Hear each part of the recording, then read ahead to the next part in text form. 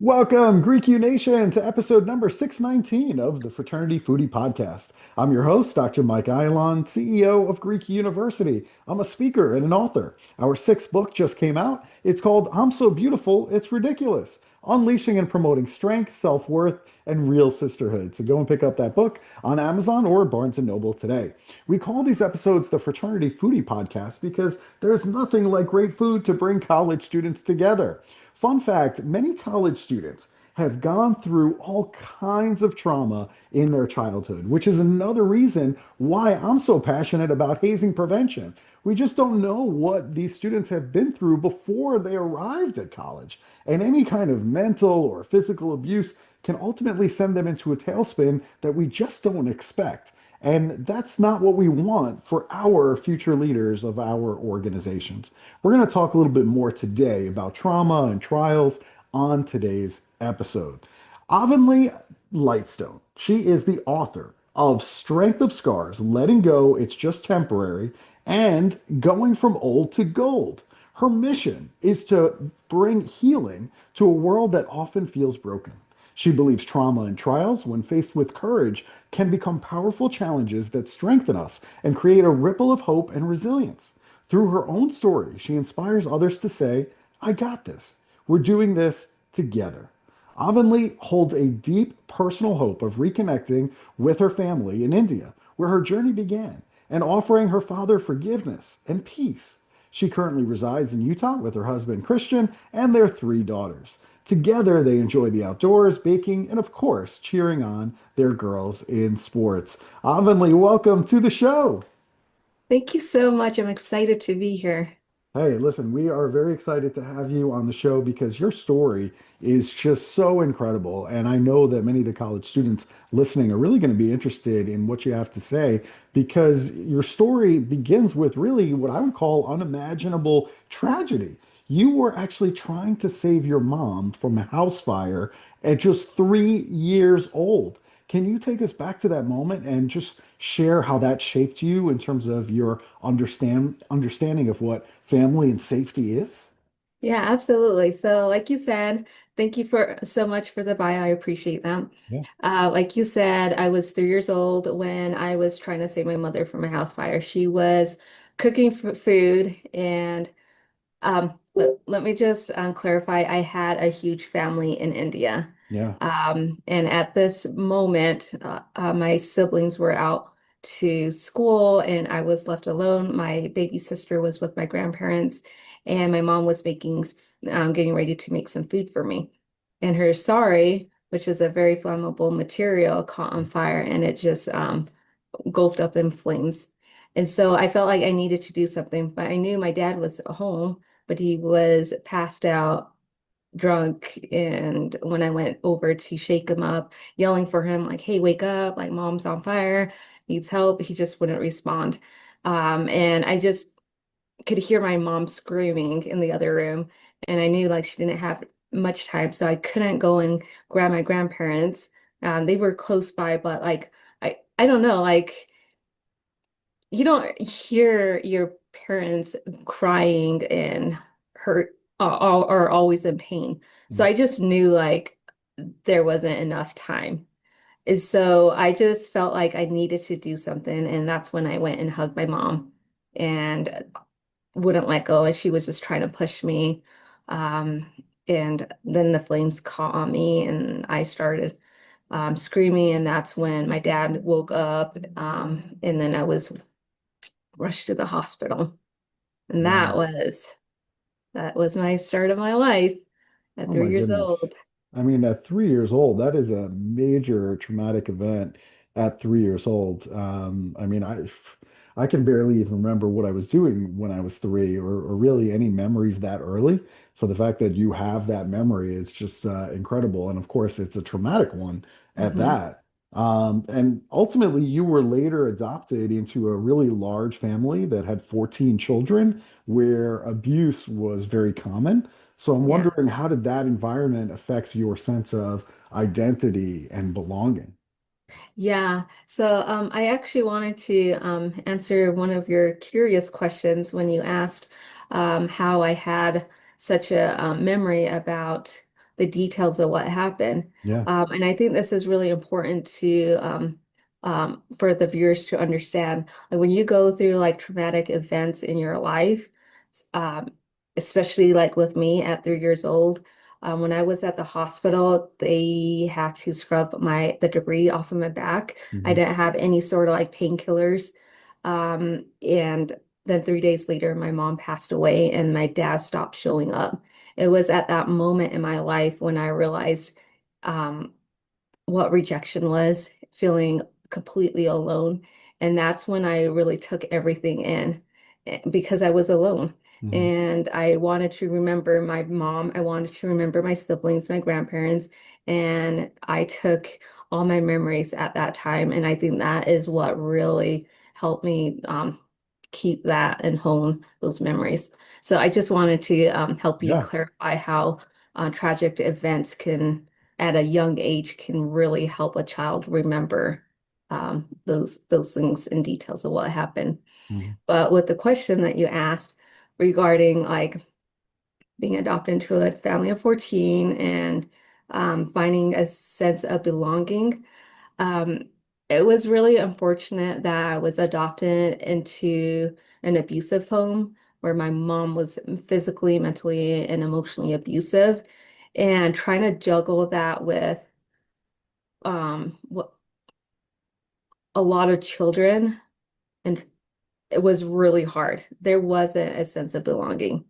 There's like a hierarchy system where you got the golden child and you got the scapegoats and these other kids that are just trying to fit in and find love.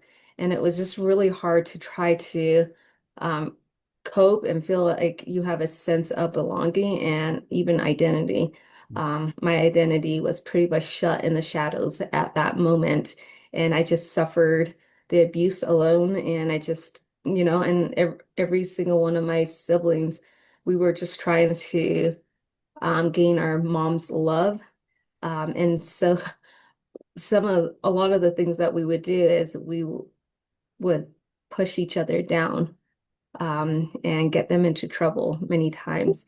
And it wasn't a really good system to have, and it's not a healthy one too. And so I don't think a lot of us had an identity. Some who were adopted as babies were um, nurtured and they felt a sense of belonging, but the children that were much older didn't. Wow. Wow. That is just unbelievable, that whole story and what you've been through.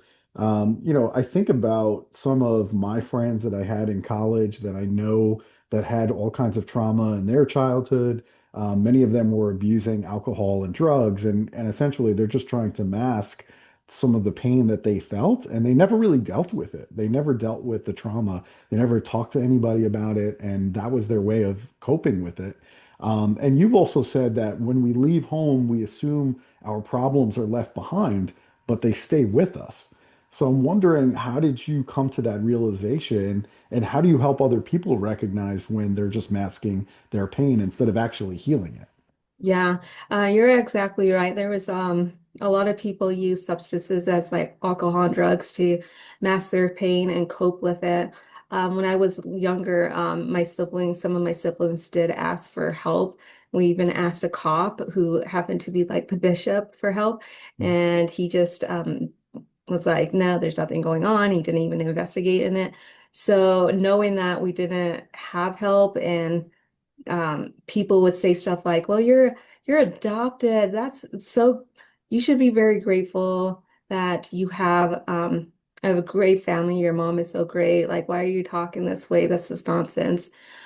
Just and I felt like that just made us feel like we weren't grateful and we just didn't say anything. And what actually ends up happening is when I moved out to college, I thought, hey, I'm gonna leave my life behind me. I'm excited. I'm going to move forward and not worry about what happened and start a new life. But what people that go through traumatic experience don't understand is you are carrying your problems with you. As long as you're not like you looking deep within yourself and seeing that you have like internal baggage that needs to be resolved and it's unresolved, like drinking is not going to help. Doing drug is not going to help. It's actually going to cause more of problems later on in the future. And if we just tackle it head on and recognize, hey, we do have inner problem, and we find a place where, a place where it's safe, where people could feel like, hey, they could talk about their problems. Um, it is really important we tackle this at an early state because when we do, we will find happiness much sooner. Well, let's talk about that. Let's talk Okay. about exactly that, the timing of this. All of these college campuses, they all have counseling centers that are there with therapists, and our tuition is going to pay for these therapists that are in the counseling center. But I'll be honest with you, like I would never go to that counseling center at Mhm. my school. I think I was probably just afraid of being labeled that I'm somehow broken, right? Yeah. And if somebody sees me there, like they're going to think that there's something wrong with me. So I'm not going to go there. And I think a lot of college students probably fall into that same trap. I didn't discover therapy until later in life when I was in my 40s, and that was a big mistake. I wish that I would have started talking to somebody earlier in life. So the students who are carrying this trauma into their college years, what advice would you give them about acknowledging that trauma and processing that pain early before it becomes a barrier for growth later? Yeah, and I think that's actually really important because like you said, um, and I wouldn't either, is I wouldn't go to like counseling at a school because you're still vulnerable. Yeah. You don't know if how they're going to take it and what feedback you're going to get or like the process of like will they understand in depth of what I've went through and what kind of help can they provide me? I don't want to be on medication. There's so many things that your decisions that you're making and and like I get that. And it's really important that we process these pains at an earlier state because if we don't, what we end up having is problems. And I like to use an analogy of a trash can. If you allow people to project their problems and pain and frustrations at you, you end up like taking that in and just simmering it. Eventually, it's going to get stinky and you're going to attract bugs, rodents, in our case, toxic people, bad relationship, and maybe like just bad habits like drinking or bad choices in our life if we don't really tackle it head on. And and we need to understand first thing, you are not somebody else's trash, and when you don't take care of the trash that you ended up taking in, you're going to start acquiring illnesses at if you don't take care of it, like bipolar, cancer, tumor, and digestive issues. And that can end up leading to more fatal and dangerous lifestyle, and that's not what you want. You don't want to live in a lifestyle where you're just suffering in depression. So, do you, the best thing I can tell somebody is take a chance. Take a chance at yourself because you're worth it. And once you fix and understand that you matter in this world and you can make a difference in this world, but you can't really help other people if you can't help yourself. You need to you need to be able to go inward and see what is triggering you, what is bothering you. Find a good friend, if you don't feel like counseling is going to be helpful, or even like self-help books. There's so many great self-help books that can help start changing your mindset, that can start. elevating and improving your lifestyle, and getting rid of certain ugly things that you've acquired in your life and just, you know, there's so many different resources out there. I think the biggest thing that people don't feel like that they're capable of is knowing that they are worth something. And once they recognize that they are worthy and they have goals and aspirations in their future, then you can start making that goal. You need to start setting that goal so then you can see those goals become fruition. But other than that, like if you don't get the help you need, it might take longer and eventually you're just going to it's not you're not fixing yourself and it, the traumas in your lives will continue to, like a trash can, get bigger and bigger, and eventually it's going to blow up, and you're going to have to take care of it at one point or another. For sure. We talked a little bit about alcohol and drug abuse in terms of masking over some of that pain and trauma. What are some physical, emotional signs that somebody might be holding on to unresolved trauma? Yeah, so a lot of it can be bursts of anger, irritability, unexpected, like sadness, crying, depression, weight inflections, digestive problems. Those are signs, common signs that you know that you have those problems, and get into it and weed those things out so then they don't become a problem. Mhm. Okay. What's interesting about your story, I felt, was that you've expressed this personal hope of reconnecting with your family in India to offer forgiveness and peace. That for me has always been a difficult thing, forgiveness, right? Like I hold on to grudges for a long time. And so I'm wondering, what would that moment mean to you to reconnect with your family in India and offer them forgiveness? Yeah. So like you said, like it's really hard for people to forgive, and you hold grudges. Um, and I use that as like an example of a trash can too. Like it just becomes a trash in yourself and it kind of defines who you are. But once you clean that out and you go into this forgiveness process, and everybody's forgiveness process and journey is going to be completely different because our journeys are going to be completely different. And when we do this, it's going to, what you're going to feel is a sense of peace, feeling lighter, like you can carry this life better, and your depression is going to lower.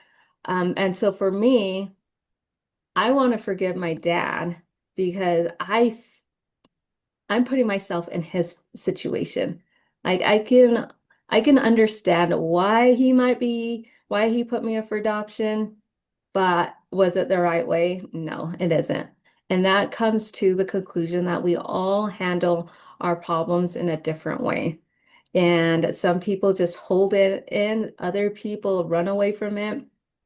And so by me resurfacing to him, like, hey, I'm sorry, that gives him a chance to like openly accept my invitation and thank me, like, hey, thank you, like, because that was a heavy burden for many years that I had to carry, and you're doing fine. Or he could continue to reject me.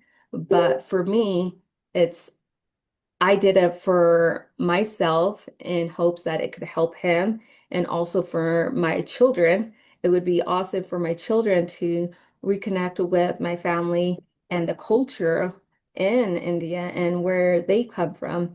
And really, it comes down to him at the end. But for myself, it will be um, a nice, I guess, a gift for myself to know that I did something that could be hard for him too. Did you have any communication with him? No, so when I have tried to reach out like a few years ago to Mhm. reconnect with him, Mhm. and the agency, the adoption agency that I was with, they went out of business, but they responded and said, "Hey, your dad does not want to talk to you. I remember your case. He had verbally said." not for you to connect, and I cannot give you any more information about it. So that was so many years ago. Like, who knows what life can do to you over the years. Mm. So he might not feel like he doesn't want to see me, but I'm doing it for myself because I think it could help him. So Mm. I'm trying to find ways to, and this is another reason why I wrote this book, is to hopefully find my family and reconnect and be able to say this to him. Yeah. Well, I love that you haven't given up hope. And there's a season for everything, right? I mean, maybe the Mhm. season wasn't right at that particular time when you reached out, but you're right. I mean, I think as we grow older, we look at things differently. And I think, if he knew that he had grandchildren that might want to know like their culture in India, Yeah. that might be something that would be of interest to him. And certainly to your kids too, to know where they came from. They're going to have natural questions about, well, where did I come from? Like, tell me about my family. They want to know those things. And when I hear stories, about people who have had trauma in their past, I often wonder, like, why did this happen to this perfectly good human being? You always ask these questions like, why? Like, why would God allow something like that to happen to a 3-year-old? You know what I mean? And then you start questioning God and all of these things. And you believe that God actually uses our scars as testimonies of his power. So, can you talk a little bit more about when your scars, whether that be physical or emotional scars, actually became a source of strength for other people? Yeah, absolutely. I truly believe that that our scars can really help somebody else's life, and it can be a motivation for someone. There's a lot of l- a lot that I could say on this, but I think one was that I will touch on is when I was adopted and I was younger, I was very suicidal, very suicidal. And I asked those questions that you were asking, why me? I asked, like, why did you take my mom? Mhm. Like, you could have taken me. My mom had so many kids that she still needed to raise. Like, there was still so much for her to live. And I'm just 3 years old. I could go. Like, I have so much life, but like at that age, like you can't really do much. Whereas my mom could do a lot. So yeah, I have asked those questions and I've pondered them a lot. And those are not bad questions to ask. And actually, it's really important you ask those questions because what you're doing is you're getting closer to God. And it's just kind of like a relationship that you're building. And so when I was suicidal, there was many times God sent people into my life that stopped it. Or he sent images in my head like, why would you let your mom win? Like, will you ever have a family? Have you ever thought of like, it's just like things that makes you feel a little curious, like, hmm, I'm very um competitive, and I don't like to see somebody else win if they don't deserve it. And I didn't want to see my mom get away with what she's doing and me ending up losing my life and knowing that she's going to be happy. Mhm. That just like haunts me. I'm like, no, I'm not going to let that. I'm not going to let her enjoy that. So I always said, okay, I'm going to wait it out. And then even when I got married, I still have those tendencies at many times. And during my healing process and forgiving my mom and knowing that everything that I was doing to try to help her to understand like the direction our family was going to divide like greatly, and she just didn't care. And so I asked God, like, what am I supposed to do? Like, I can't get to her. And he's like, you done everything. Now give your burdens to me and then see me as like that parent you wish you had. And I did. I gave him that up, and he took away my suicidal tendency. He literally just lifted that away. And then I just use my story now to let other people know, like, look, if you just put your trust in God and understand that your scars are not something that should define you, but like see the power in your story to, I guess, use them as building blocks to help other people, then we can literally heal this world by one like story at a time. We know that God has suffered from us, suffered for us. He even has scars on his hand, and he shows it to us. And so to me, it's like I'm sharing my story to help empower people. God is doing the same thing. You can too. Like it's just our mindset, knowing who we are, knowing what we're capable of, what are our goals, and how can we help somebody else?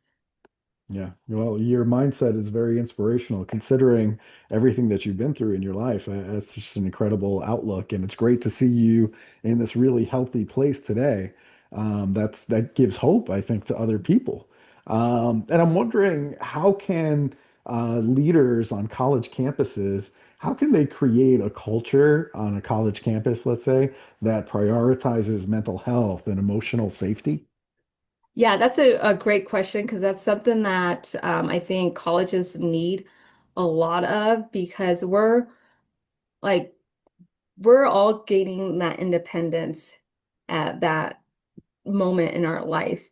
And in that independence can come both exciting and it could be overwhelming. But knowing that, hey, if there's a club or if there's a way that the leaders can create like nighttime sessions or daytime session where kids can feel like they can talk and hear other people's stories and the struggles that they go through and a way that they can lift each other up, it will provide so much hope and comfort in them, knowing that, hey, I'm not alone in this world. Because a lot of times college students feel alone. They're in a new environment. They have to make new friends. They don't exactly know if their friends are true friends, there's just so much that you have to do.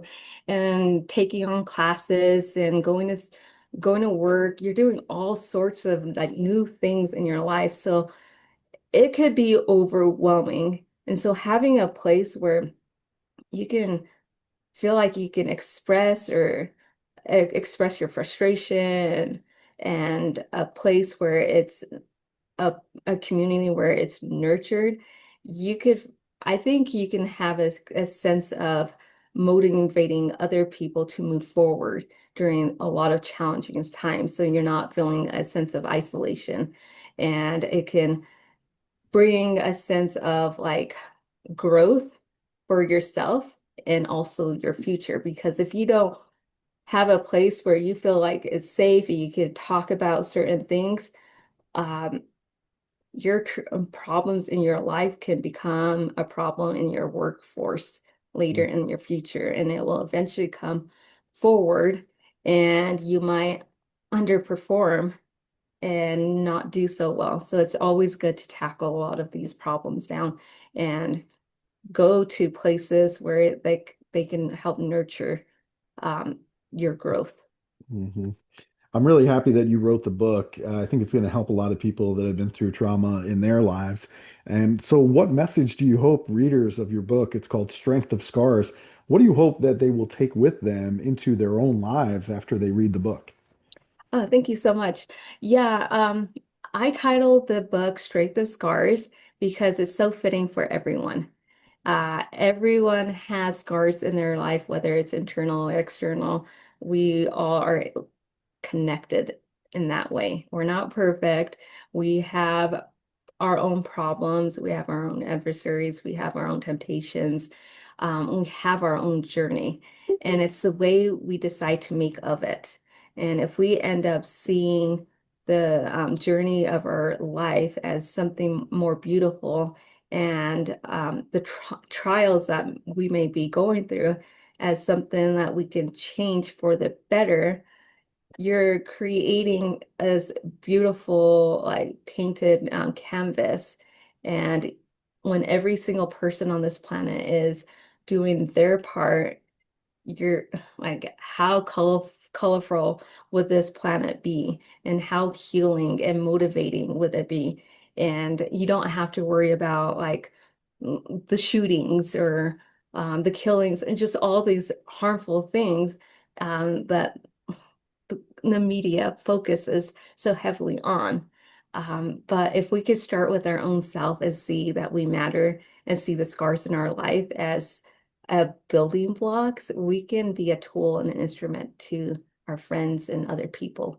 You have a very beautiful vision of the world, and I appreciate that. It really comes through, and you really mean it. So I like all of it. So how can our listeners, who I'm sure they're very connected with you in this interview, how can they follow your journey as you continue to help others heal and grow? Oh yeah, thank you. So if you want a copy of my first two, I believe it's first two chapter to get a gist of like what my book is about, Mhm. you can go to my website, avonleylightstone.com, and just fill in those things that is required and get that free chapter. I swear like the first two chapters are like my favorite. It's so heart-wrenching, but it's so good. And the other ways you could just connect with me on social medias at Avonley Lightstone. And it would be great to follow, have you guys follow, share your experiences, because as we share our experiences, we can help each other heal.